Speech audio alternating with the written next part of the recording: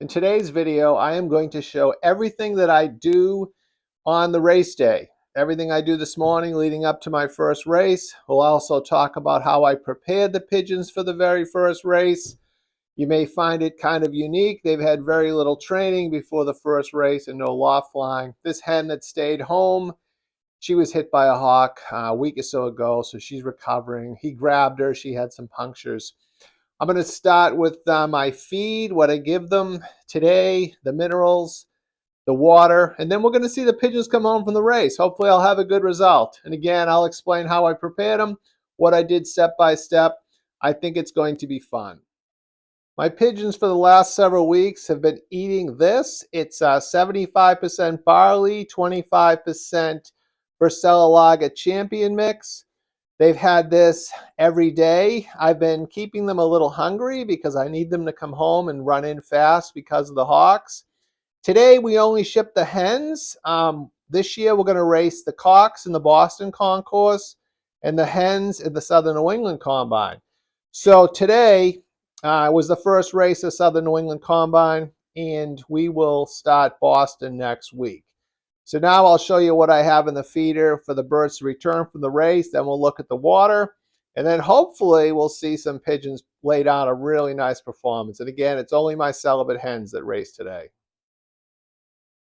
Here is the mix the pigeons will be eating when they return home from the race. It's Vercellilaga champion mix. I mixed in some safflower. You can see the rabbit pellets in this mix. They can have all they want. My birds, no matter what the distance, how fast the race, today should be 155 miles from me, relatively quick, maybe 3 hours.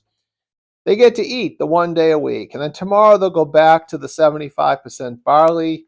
I didn't have some of my normal Vercellilaga energy mix, which I like to mix in. I didn't have sneaky mix, which is all the little seeds. But again, when they return, give them everything they want. The most important meal when they return from the race is the first meal. And this is what my pigeons will be eating today. Now, all my pigeons are on the truck. I sent the remaining birds for training. They'll be liberated 45 minutes after the race. So there's only one pigeon home, and there's actually one cock home and one hen home today. My minerals are here. On this side, I have the all-in-one mineral mix. It's the same as Javati. It's the Vercellilaga version. It's just a mixed mineral mix. I have the Vercellilaga grit and redstone. And in this feeder, we have the Kirkpatrick black minerals. I have a magnesium block, the Vitamineral, the natural Vitamineral, the pick pot, the pick stone there. It's the brown mineral block, and then the pick pot. It's just the regular pick, just a pick pot. I forget the brand, but they're all very, very similar to the same. And the minerals are so very important. The birds tend to come home and eat a lot of minerals after the race. It helps replenish their system. Great for recovery. Let's go look at what's going to be in the water. Next is what's in my water. I start with using aquarium chlorine remover. Prime, any brand is fine, 2 drops to the gallon. I add this to the water 5 minutes before I mix my water. I will put into a gallon about maybe 3 teaspoons or a tablespoon of honey.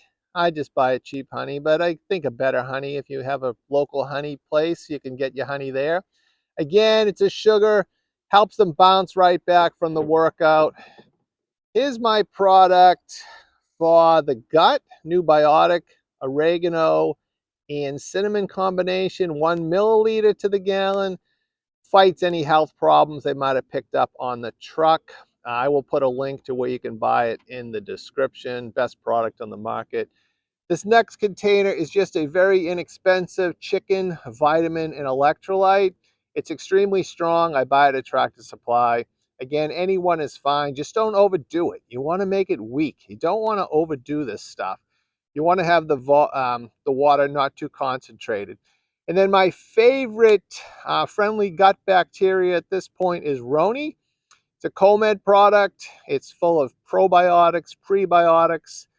I think there's different types of herbs and stuff in this, but great product.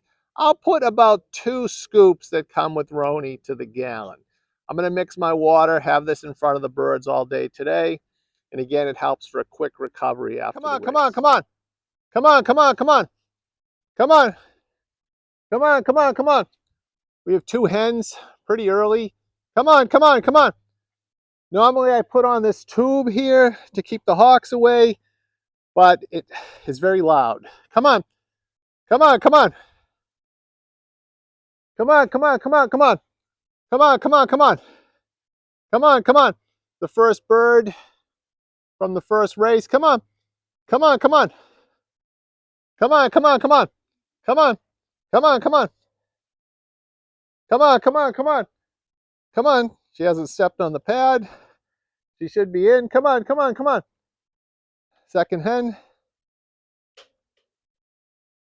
My brother Dan's here. Make sure they clocked in. He's checking. We have the clock in the other loft. We have the widow cocks coming home from training. The celibate cocks, I should say. And I just sat down to watch. It was actually 2 hours and about 38 minutes from 155 miles with very little wind today. And I want to tell you how much training I've given the pigeons, because many of you know that I use the first race for training, and they haven't had a lot of work. But I'll go step by step in a few minutes and let you know exactly how much training these birds have had with no loft flying before the first race. Come on. This is my third pigeon here from the race. Come on, come on, come on. My birds don't necessarily trap that fast. They're usually pretty spooky to the hawks. We fly this tube to help scare the hawks. Here's 2. Come on, come on, come on, come on. Come on. But it's loud, so it's hard for the video. Come on, come on, come on, come on. Come on, come on, come on. Come on, come on, come on. Come on, come on, come on, come on. There's a third bird. Come on. Come on, come on, come on. Come on, come on, come on. Come on, come on, come on. Come on, come on. My next 3 hens, and as I said, I only shipped hens.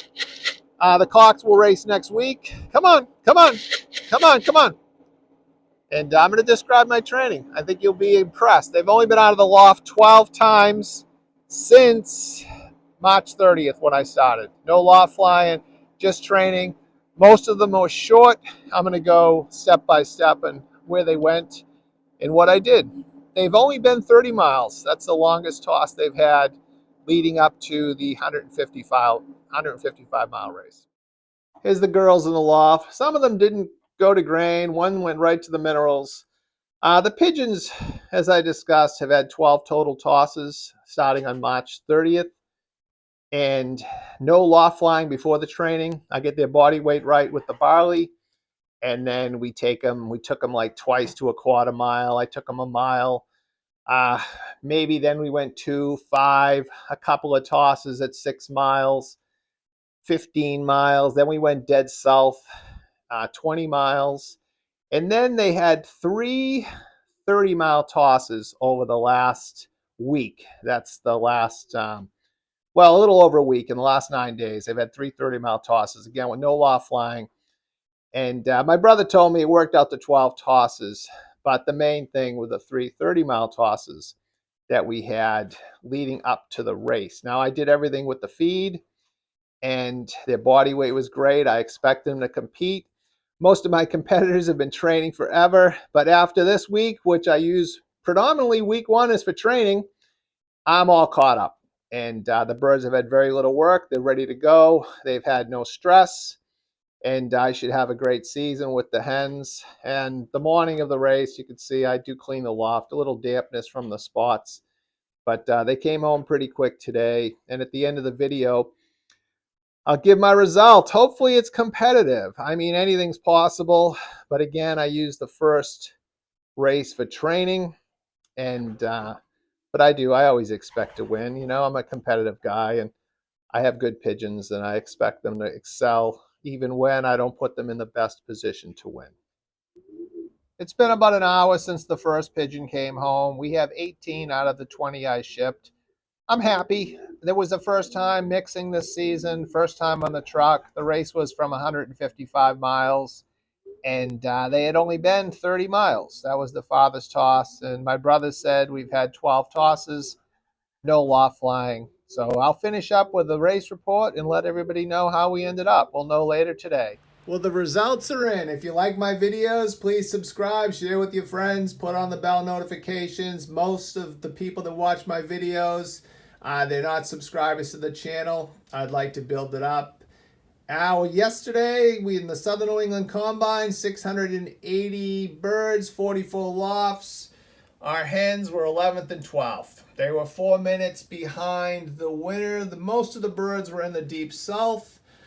We finished third and fourth north section of the Southern New England Combine with these girls. I'm all caught up. I'm ready to go. As many of you know, I do not medicate the pigeons. The only thing we did was worm them and vaccinate them for PMV, salmonella, and bronchial before the season. They'll go their whole lifetimes without any meds, along with my breeders, and will compete successfully like that. I do most everything with feeding. I'll put a link to my feeding video series at the end of this video.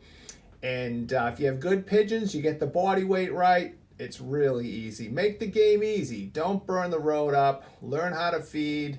Learn how to manage the pigeons. Good pigeons, proper body weight, do amazing things. This is Frank McLaughlin, McLaughlin Lofts. Hope you enjoy my videos. Thank you.